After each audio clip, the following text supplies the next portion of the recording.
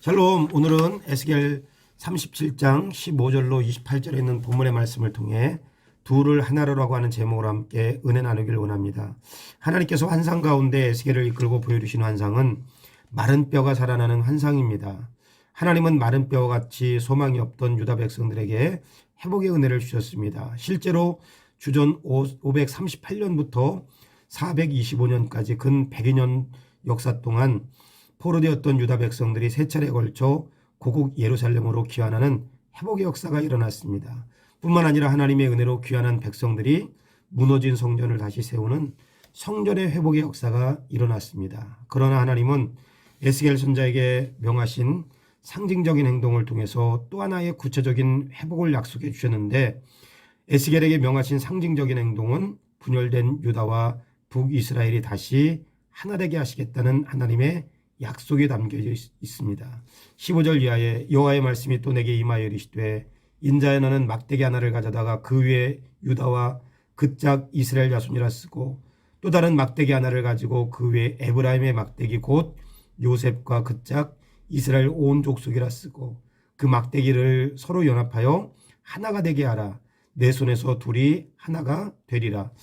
하나님께서 약속하신 회복은 포로되었던 자리에서 다시 돌아오게 하실 뿐만 아니라 둘로 나뉘었던 신앙 공동체를 하나 되게 하시겠다고 말씀하십니다. 유다와 이스라엘, 요셉과 에브라임으로 크게는 민족이 나뉘었던 것이 하나 되며, 구체적으로는 분열된 지파들이 하나가 되게 하시겠다는 말씀입니다.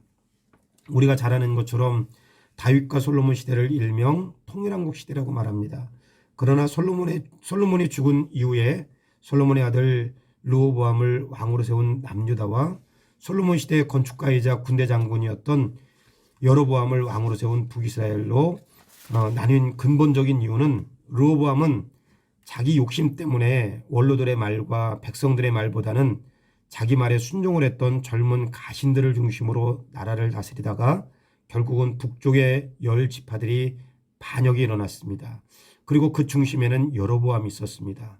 북이스라엘을 세운 여로보암 역시 자기 욕심과 나라를 세우겠다고 하는 야망 때문에 베델의 성전을 세우고 북이스라엘이 멸망하는 200년 동안 북이스라엘 전체를 우상 숭배에 빠지게 했던 사람이 여로보암입니다. 그러니까 남유다, 북이스라엘 모두가 하나님의 말씀에 순종하기보다는 남유다로 북이스라엘로 나뉘는 것이 순종하기 위해서 나뉘어지는 것이 아니라 야심을 가진 지도자들의 욕심이 빚어낸 결과이고, 하나님을 멀리 떠난 지도자들의 죄악으로 빚어낸 결과이며, 우상 숭배의 결과가 빚어낸 결과로 언약 공동체는 남유다로 북이스라엘로, 북이스라엘이 멸망하기 200년 동안, 남유다가 멸망하기 300년 동안 나라가 갈라지고 지파들이 흩어졌습니다. 그러나 하나님은 어떻게 하시겠다고 에스겔에게 약속해 주셨는가?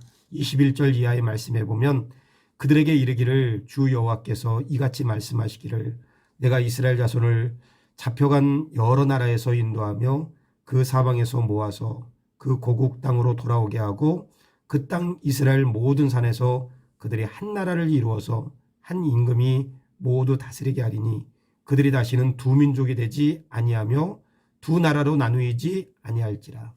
잡혀간 이방 나라로부터 예루살렘으로 돌아오게 하고 다윗과 같은 한 임금 왕을 세워서 나라를 다스리며 다시는 이와 같은 죄로 둘로 나뉘지 않게 하시겠다 말씀합니다. 이 약속대로 유다 백성들은 주전 532년부터 근 100여 년 동안 귀환하게 되었고, 무너진 성전이 회복되고 무너진 성벽이 다시 숙적되었습니다. 그리고 역사에서 한 목자와 같은 지도자들, 수룹바벨, 예수와 에스라, 느헤미야, 마카비 같은 지도자를 통해 다시 거룩한 공동체를 세우셨습니다. 그리고 궁극적으로는 영원한 평강의 왕으로 오신 예수 그리스도를 통해 거룩한 공동체, 하나님의 나라를 세우실 것을 약속하셨습니다. 연합하지 못하고 나뉘는 것, 이것이 왜 유다와 북이스라엘만의 역사겠습니까? 르호보암의 야심과 욕심, 무능한 정치, 여로보암의 능력과 리더십, 야심과 욕심이 민족을 둘로 나뉘게 했습니다.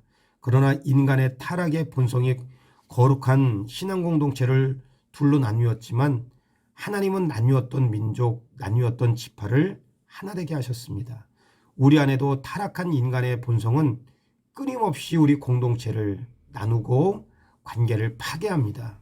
그러나 역사 가운데 유다와 북이스라엘을 다시 하나 되게 하신 것처럼, 지파를 다시 하나 되게 하신 것처럼 하나님은 하나 되게 하시는 분입니다. 하나님께서 다시 어느 시점에는 연합하고 하나 되게 하실 것을 기대하며 소망하실 수 있기를 바랍니다. 기도하겠습니다. 주님, 타락한 인간의 본성은 끊임없이 나뉘어지고 갈등하고 분열하지만 하나님 나라가 하나인 것처럼 늘 하나 되게 하시는 하나님을 신뢰하는 하루가 되기를 원합니다. 예수님의 이름으로 기도드립니다. 아멘. 샬롬. 오늘도 좋은 하루 되세요.